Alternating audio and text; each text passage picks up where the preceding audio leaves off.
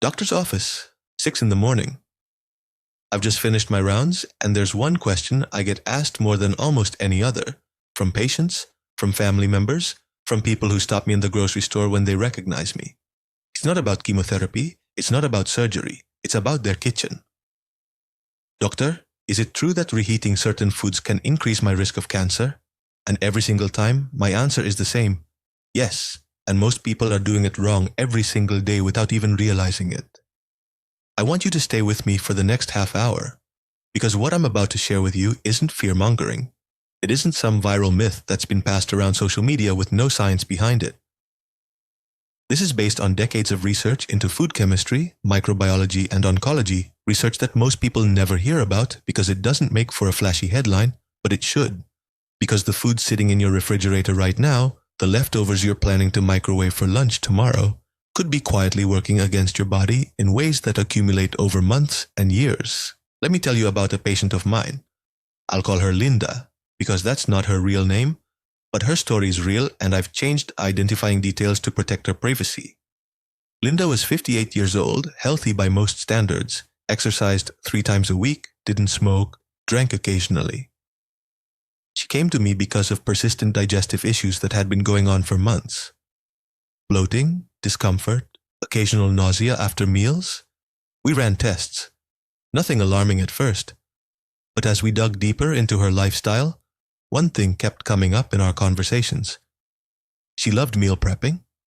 Every Sunday, she'd cook a big batch of rice, portion it into containers, and reheat it throughout the week for lunch. She thought she was being healthy, efficient, smart with her time, and in many ways, she was.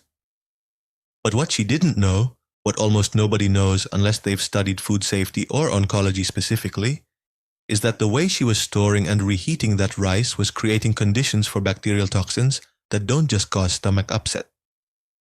Over time, chronic exposure to these toxins and the compounds they generate can stress the digestive system and, according to a growing body of research, may contribute to inflammatory conditions that are linked to increased cancer risk in the gut.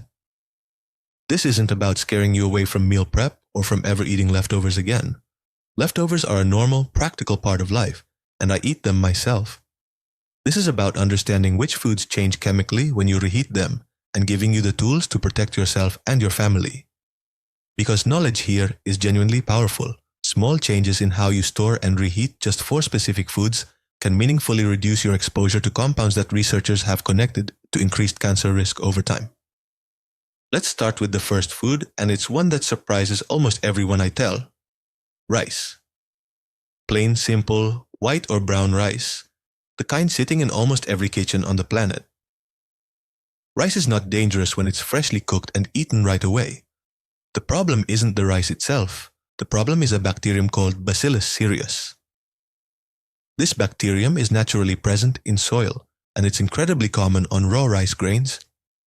When you cook rice, the heat kills most of the active bacteria, but Bacillus cereus can produce spores that survive the cooking process. These spores are dormant, they're not actively harmful while the rice is hot.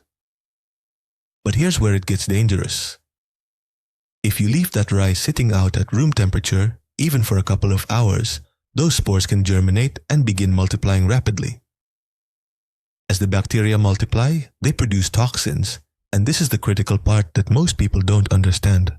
These toxins are heat stable. That means when you reheat the rice the next day, thinking you're killing off anything dangerous, you're not. The bacteria might die, but the toxins they already produced remain completely intact and active, resistant to the temperatures your microwave or stovetop can reach. Short term, this causes what's commonly called fried rice syndrome, an unpleasant bout of vomiting and diarrhea that most people chalk up to a stomach bug. But the research goes further than that.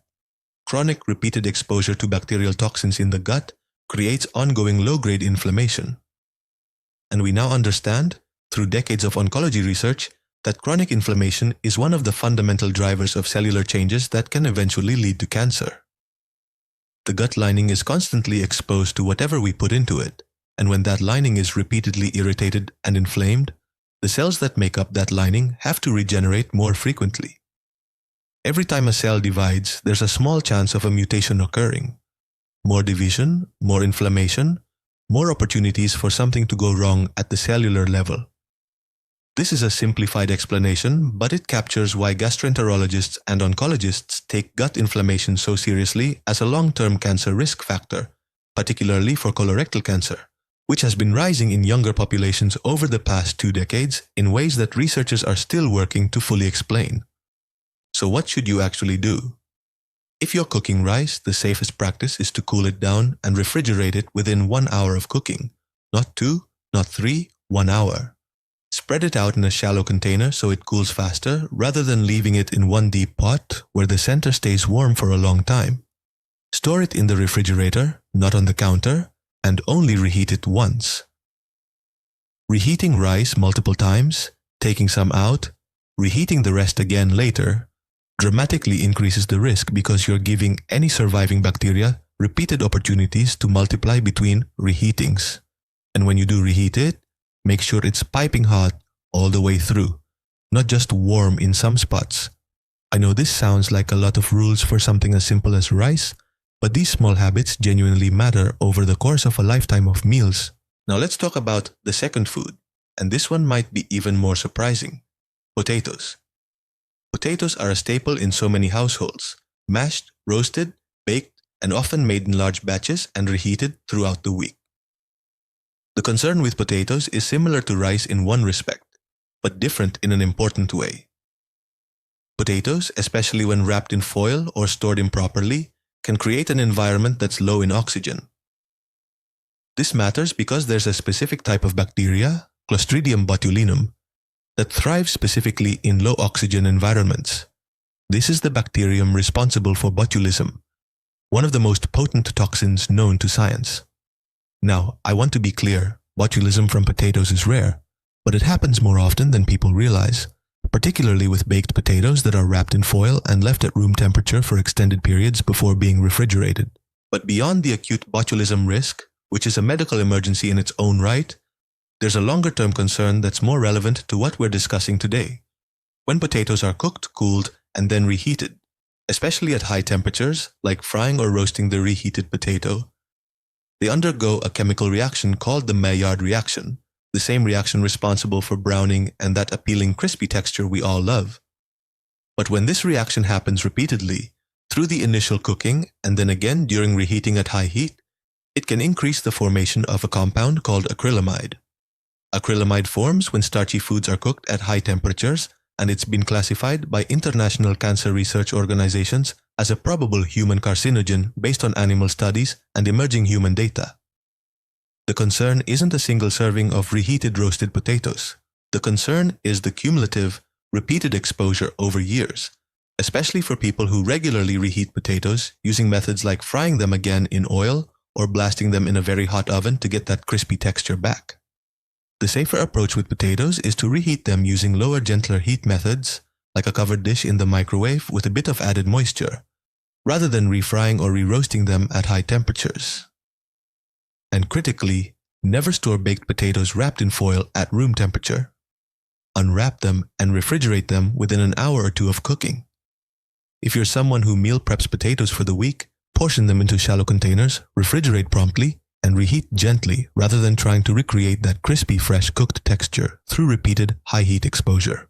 Now, the third food on this list is one that I think causes the most confusion, because so many people believe the opposite of what's actually true, and that's chicken. Specifically, reheating chicken, and by extension other high-protein meats more than once. Here's what's happening chemically. Proteins are complex molecular structures, and when you cook them, the proteins denature, meaning they unfold and change shape. This is completely normal and is simply what cooking does. But when you reheat already cooked chicken, particularly at high temperatures or for extended periods, the proteins undergo further breakdown. This process can lead to the formation of compounds called heterocyclic amines, often abbreviated as HCAs, and these compounds have been extensively studied in cancer research. HC as formed when muscle meat, including chicken, beef, and pork, is cooked at high temperatures, and the formation increases significantly with each additional round of high heat exposure, meaning the initial cooking plus subsequent reheating compounds the effect rather than simply repeating it once. Research conducted over the past several decades, including studies published by major cancer research institutions, has linked high dietary exposure to heterocyclic amines with increased risk of several types of cancer, including colorectal, pancreatic, and prostate cancer. The mechanism appears to be that these compounds can damage DNA within cells, and when DNA damage occurs repeatedly over time without being adequately repaired by the body's natural repair mechanisms, the risk of a cancerous mutation developing increases. This is why oncologists and nutrition researchers have become increasingly vocal about the way we handle and reheat meat, not just whether we eat it. There's an additional concern specific to chicken that I want to address directly, because I know it worries a lot of people, and that's the protein breakdown that occurs specifically in reheated chicken, which some research suggests can alter the amino acid structure in ways that may produce additional oxidative compounds. Oxidative stress at the cellular level is another pathway that researchers connect to accelerated aging of cells and increased cancer risk, because oxidative damage to cellular DNA, if not repaired, can lead to the kind of mutations that eventually allow a cell to grow uncontrollably, which is the fundamental definition of cancer at the cellular level. So what does this mean practically for your dinner table? It doesn't mean you need to throw away every piece of leftover chicken. It means being thoughtful about how you reheat it. Use lower temperatures and gentler methods, such as reheating in a covered dish in the oven at a moderate temperature with a bit of broth or moisture added, rather than blasting it on high in a microwave until it's scalding, or worse, throwing it back into a hot pan to crisp it up again. Only reheat chicken once. If you've cooked a large batch, portion it out so that you're only reheating what you'll eat in that sitting, rather than reheating the same batch multiple times over several days. And pay attention to how long it's been stored. Chicken that's been in the refrigerator for more than 3 to 4 days carries additional bacterial risk on top of the chemical concerns we've just discussed. So it's genuinely safer to freeze portions you won't eat within that window rather than pushing the limits of refrigerated storage. Now let's move to the fourth food, and this is one that I find people are the most shocked to hear about, because it's marketed as one of the healthiest vegetables you can eat, and it absolutely is when handled correctly. I'm talking about spinach and other leafy green vegetables like beet greens, celery, and lettuce that share a similar chemical property. These vegetables are naturally high in nitrates, which on their own are not dangerous at all. In fact, dietary nitrates from vegetables have been associated with cardiovascular benefits in numerous studies. The problem arises specifically when these nitrate-rich vegetables are cooked, cooled, and then reheated. Particularly reheated more than once or reheated slowly. Here's the chemistry. When spinach is cooked, the nitrates naturally present in the vegetable can begin converting into nitrites through the action of bacteria and enzymes, a process that accelerates the longer the cooked spinach sits at room temperature or in the refrigerator before being reheated. When you then reheat that spinach, especially if it's reheated slowly or repeatedly, those nitrites can further convert into compounds called nitrosamines. Nitrosamines are a class of compounds that have been extensively studied and are classified as probable or known carcinogens depending on the specific type, based on substantial research in both animal models and human epidemiological studies. This is actually the same chemical family of concern that drives public health warnings about processed meats like bacon and deli meats, which also contain nitrates and nitrites that can convert to nitrosamines under certain conditions. The tragedy here is that spinach is genuinely one of the most nutrient-dense foods available to us, packed with iron, folate, vitamin K, and antioxidants. Nobody should stop eating spinach because of this. But the way we handle it after cooking matters enormously. If you cook a big batch of spinach, whether sautéed in a soup or blended into a sauce, the safest practice is to portion it immediately after cooking and refrigerate it quickly within an hour, similar to the guidance for rice. Avoid reheating spinach more than once, and when you do reheat it, do so quickly at a high enough temperature that it heats through fast, rather than slowly warming it on low heat for an extended period, which gives more time for that nitrate to nitrite to nitrosamine conversion to occur. And if you're making something like a big pot of soup or a casserole with spinach in it that you plan to eat over several days, consider adding the spinach fresh to each portion as you reheat it, rather than cooking it once at the beginning and repeatedly reheating the same batch that already contains cooked spinach throughout the week.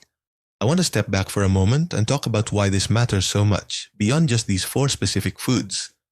Cancer, as most of you know, doesn't develop overnight. It's not caused by one meal, one reheated plate of rice, one piece of chicken warmed up for the 3rd time. Cancer, in the vast majority of cases, is the result of cumulative damage at the cellular level that builds over years, sometimes decades. Every exposure to a carcinogenic compound, every bout of chronic inflammation, every instance of oxidative stress that isn't adequately repaired by the body, adds to a kind of biological ledger. Most of the time, our bodies are remarkably good at repairing this damage. We have entire systems dedicated to DNA repair, to clearing out damaged cells, to managing inflammation. But when the exposures are frequent enough and they compound over years of daily habits like how we store and reheat our food, the body's repair systems can become overwhelmed. And that's when the risk of a serious mutation slipping through and developing into cancer increases.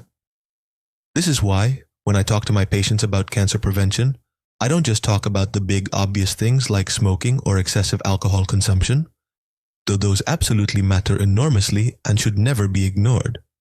I also talk about these small daily habits that people don't think twice about, because these are the habits that are genuinely within our control, that we can change starting today without any dramatic lifestyle overhaul. You don't need to stop eating rice, potatoes, chicken, or spinach. You need to change how quickly you cool them, how you store them, and how carefully you reheat them. Let me give you a simple framework that I share with my own patients, something you can actually remember and use every single day without having to memorize complicated chemistry. First, cool it fast. Any cooked food that you're not eating immediately should be cooled and refrigerated within 1 hour, not left sitting on the counter while you finish your evening, watch television, or run errands. Second, reheat it once. Try to only reheat a portion of food one time, rather than repeatedly taking food in and out of the refrigerator and reheating the same batch multiple times over several days. Third, heat it thoroughly and quickly rather than slowly. When you do reheat food, make sure it reaches a high enough temperature all the way through and try to do this relatively quickly rather than on a low, slow setting that gives bacteria and chemical reactions more time to do their work. And fourth, when in doubt, portion and freeze. If you know you're not going to eat something within 3 to 4 days, freezing it is almost always the safer choice, because freezing halts the bacterial growth and dramatically slows the chemical reactions we've talked about today. I also want to address something that I hear frequently, which is people feeling overwhelmed or even a little bit anxious after learning information like this. I understand that feeling completely, and I want to reassure you that the goal of sharing this with you is not to create fear around something as basic and necessary as eating food. Food is one of the great joys of life, and it should remain that way. The goal here is empowerment through knowledge. Now that you understand the mechanisms behind why these 4 foods require a bit more care when reheated, you can make small adjustments to your routine that meaningfully reduce your risk, without giving up any of the foods you love or adding significant time and effort to your life. In fact, most of these changes take less effort than what people are currently doing, because leaving food out on the counter for hours before finally putting it away is actually more effort in some ways than simply portioning it and refrigerating it promptly after cooking. I also want to touch on something important regarding the broader picture of cancer risk, because I don't want anyone watching this to walk away thinking that reheated rice or chicken is the primary driver of cancer risk in their life. It isn't.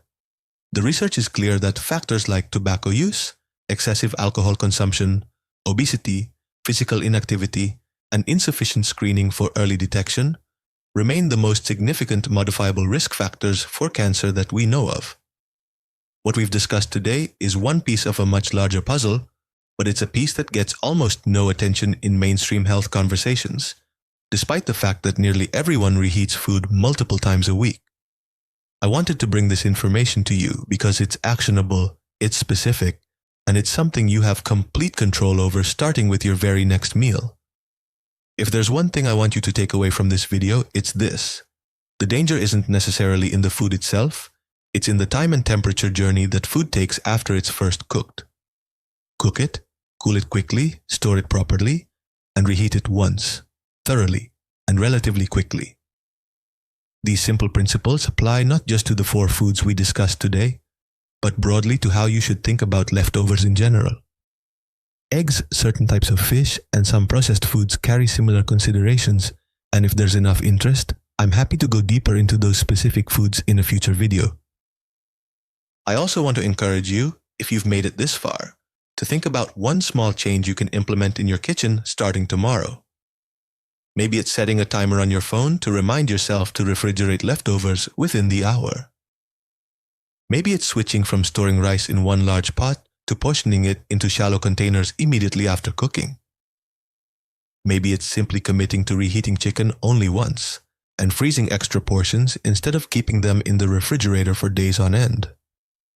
Small, consistent changes like these, repeated over months and years, are exactly the kind of habits that reduce cumulative cellular damage and, over a lifetime, meaningfully lower cancer risk. I became a doctor because I wanted to help people live longer, healthier lives, and so much of modern medicine focuses on treatment after something has already gone wrong. But I believe just as strongly, if not more strongly, in the power of prevention in giving people the information they need to avoid ending up in my office in the first place. This video is part of that mission. Share this with someone you love, someone who meal preps every Sunday, someone who reheats their lunch every day at the office without a second thought. This information could genuinely make a difference in their long-term health, and that's something worth a few minutes of your time to pass along. Thank you so much for watching all the way to the end. If this video gave you value, if it changed even one small habit in your kitchen, please consider subscribing to this channel because I share information like this regularly, drawing from real clinical experience and the latest research in oncology and nutrition science, all with the goal of helping you and your family live longer, healthier, more informed lives. Take care of yourselves, take care of your food, and I'll see you in the next one.